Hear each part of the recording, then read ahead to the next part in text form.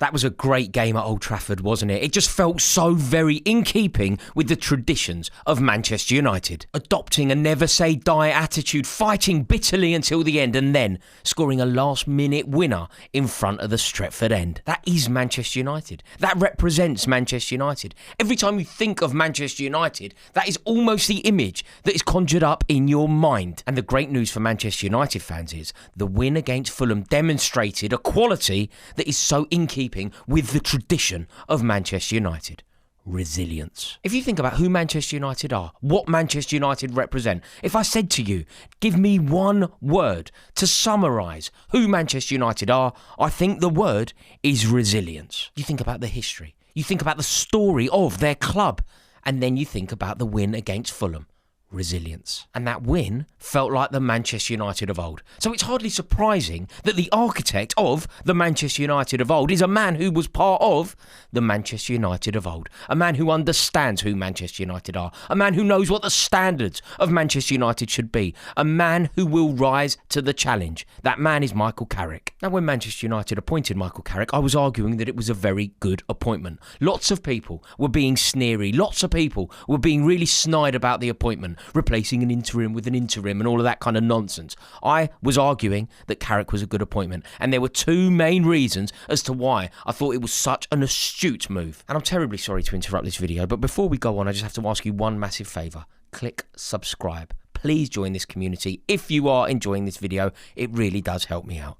Thanks very much. The first reason I thought Carrick was a good move was partly because he did a decent enough job at Middlesbrough, but also because of his unifying properties. What Manchester United needed was somebody who would come in and make the Stretford end sing off the same hymn sheet. They needed somebody that would eradicate the disparity between the club and the fans, between the club and the manager, between the manager and the fans, between the players and the manager. The club was fractured. The club was broken. There was no harmony at all at the club. You bring in a man like Michael Carrick, a man that the Stretford end will love, a man that the fans will immediately back, and a man who is an antidote to everything that fraud Ruben Amorim represented.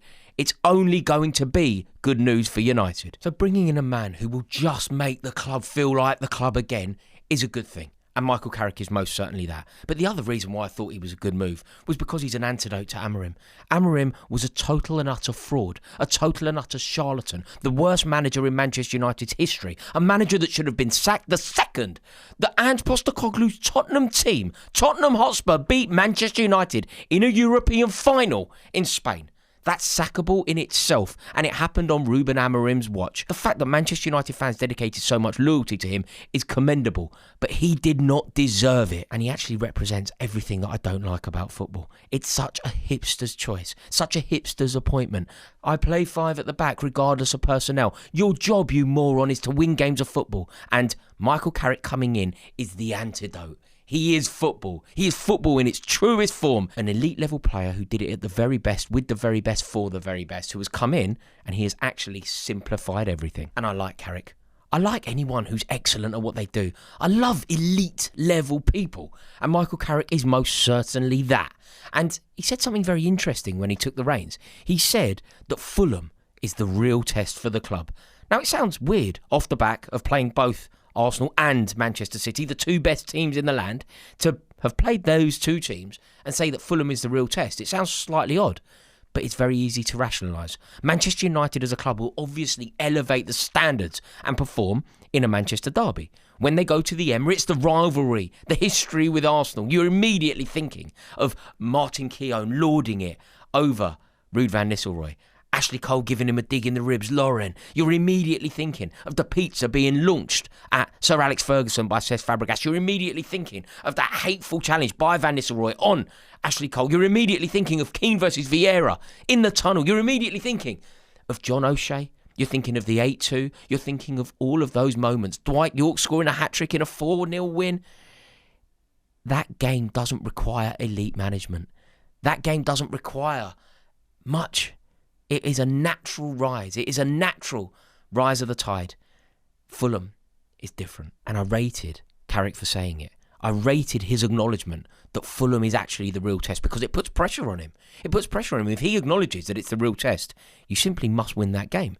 And we have seen in the past, Ole Gunnar Solskjaer, Erik ten Hag, even that fraud Amorim, get good results in the biggest games. The players will obviously be fired up for a derby or a game against Arsenal. When you play a team like Arsenal, they will allow you space in behind because they will be on the front foot. Fulham is different, and it does provide a truer test of his credentials. Fulham will defend deep. They will employ the low block. Manchester United are at home. The pressure will be on them. The expectation levels will be on them. When you play Manchester City or Arsenal, the draw is seen as a good result for Manchester United. You can't draw at home to Fulham and present it as a good result. So the pressure is really on. The invention is on you. The responsibilities are on you.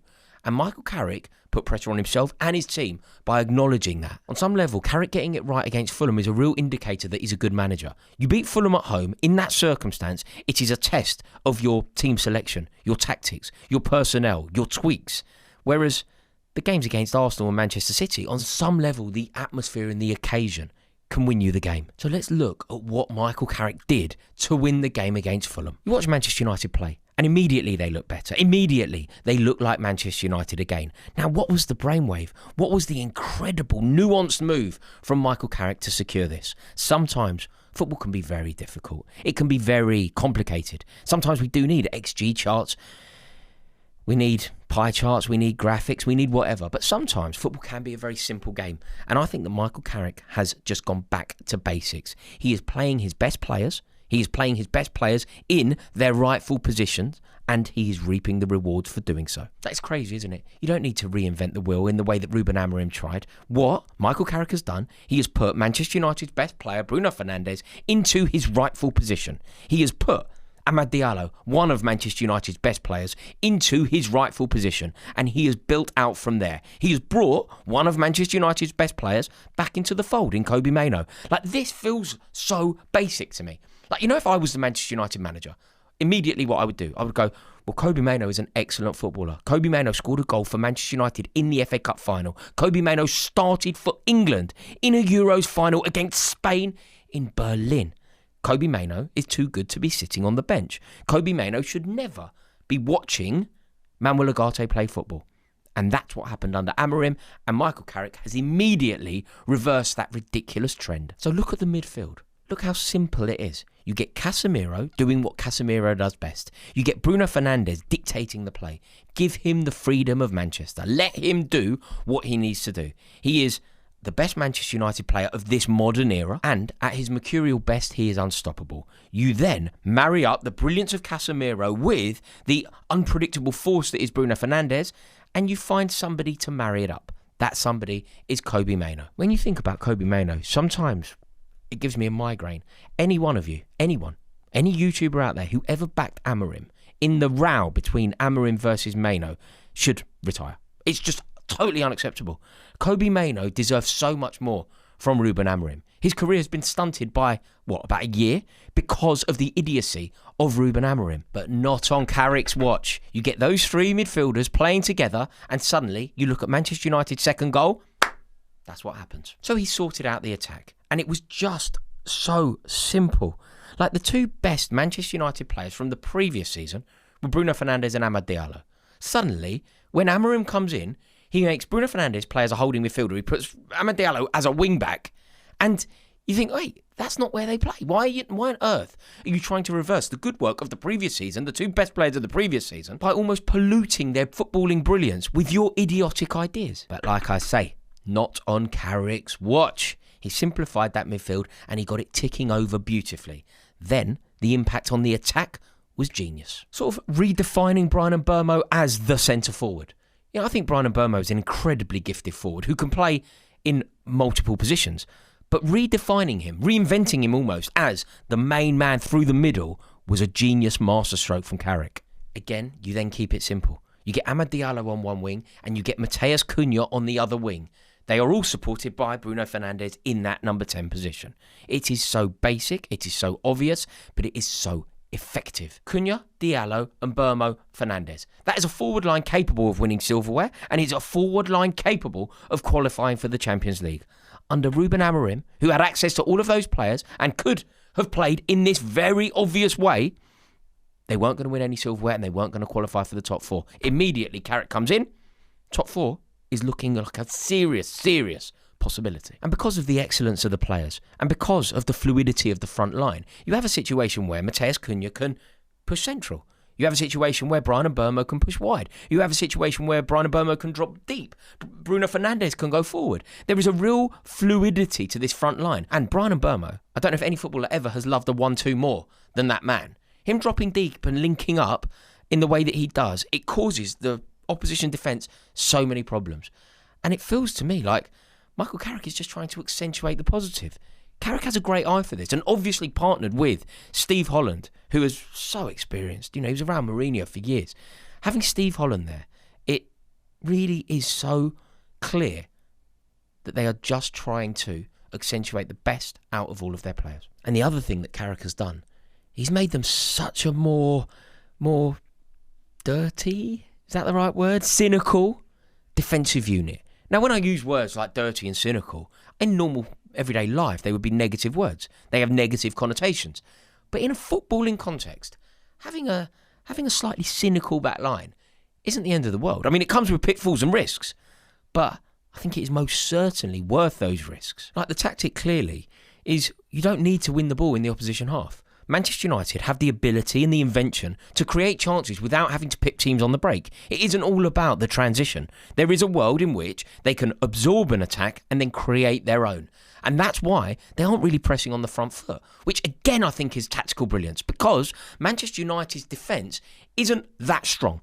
It's certainly gettable. It's certainly vulnerable at times. So what you do is you get your defenders in their most comfortable position. Where is Harry Maguire most comfortable defending? Is he comfortable on the edge of his own box? Is he comfortable in his box? Or is he comfortable defending on the halfway line?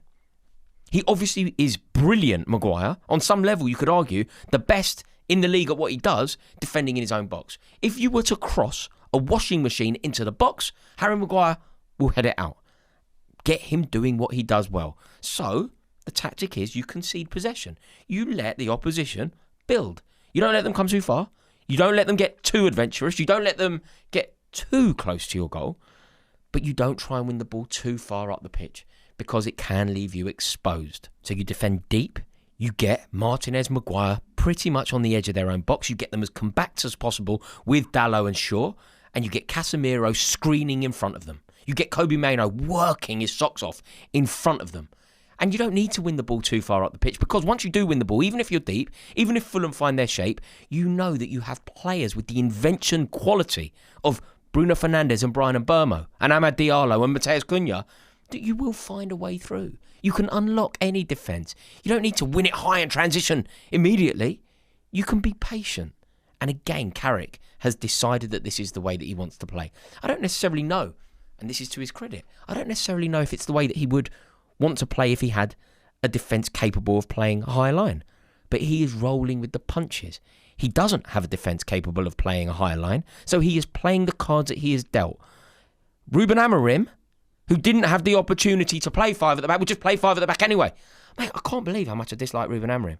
And I find this thing that we do, and it's a YouTube thing, these hipsters who kind of go, hey mate, if you don't understand why Ruben Amorim is brilliant, you don't really understand football. No, I do understand football. I understand football perfectly well. I understand that you're a moron, mate. I understand that you and your dopey-looking mullet is moronic because you backed Ruben Amorim. Now sod off and get yourself a matcha latte and make yourself a tote bag and leave football to the real people. And another thing that Michael Carrick has done that I think is so impressive revolves around Benjamin Sesko. If you listen to Sesko's interview post-match, he gave a lot of respect to Michael Carrick. Both Darren Fletcher and Michael Carrick deserve a lot of credit for this. Fletcher spent a lot of time with Benjamin Sesko when he was in the job, and Michael Carrick has picked up exactly where Fletcher left off. And if you think about how slow Sesko's career started under Amorim and how it has taken off since the departure of Amorim, I think it tells you all you need to know. And Carrick gave him so much praise. He spoke about the reception that he got, not only from the Stretford end, but the reception that Sesko got when he went back into the Manchester United dressing room. Carrick made him the hero. Not himself, he made Sesko the hero. Carrick said, he's confident now. We've worked with him in different ways over the past couple of weeks. And Carrick has set him up with Travis Binion for one-on-one sessions. Ben's a big talent. He's got so many positive things. That's a quote from Michael Carrick about Benjamin Sesko. That's going to be a dream if you're Sesko to hear, isn't it? Good management. Let's now compare those words with some of the words that were said about Benjamin Sesko by Ruben Amorim. Amorim was so hard on Sesko. He branded him a control freak. He said he's not relaxed, and he said he was always going to struggle. Not exactly helpful for a young striker finding his feet in a new country and a new league, is it? Also, the approach is so different. If you think about what happened to Rasmus Højlund, he was just thrown into the deep end, whereas Sesko is being phased in gradually. He's not starting games, but he is having an impact on them. He's getting involved from the bench, and he's scoring 4 goals in 4 games. Shows you the impact of a manager. So there we have it. They are my thoughts on Michael Carrick. I think it was an extremely astute appointment, a very clever and shrewd move by everyone involved at Manchester United. And I truly believe, this is what I've been arguing for absolutely ages, by the way, before he even took charge of that game against Manchester City. You cannot discount him from taking the job full time. I'm not saying give it to him. I'm not saying sign the thing. I'm simply saying don't discount him. I would concede if somebody like Luis Enrique was available, maybe Manchester United would be wise to veer towards that. But simply because a previous interim and a former player like Ole Gunnar Solskjaer took the job and it didn't go as planned, doesn't mean that you should tar Michael Carrick with the exact same outcome. He is his own man. He's doing things his own way. He's having a wonderful impact. He's a good guy, a good manager, and the players and the fans clearly love him. Let's see what happens to Michael Carrick at Manchester United. Thank you all so much for watching this video. I really do appreciate it. If you've enjoyed it, please do me the honour of clicking subscribe. I would love to welcome you into this community. And if you have enjoyed this video, please do give it a like. Give it some of those hype points as well. Why not? Have a wonderful day. Ta-da.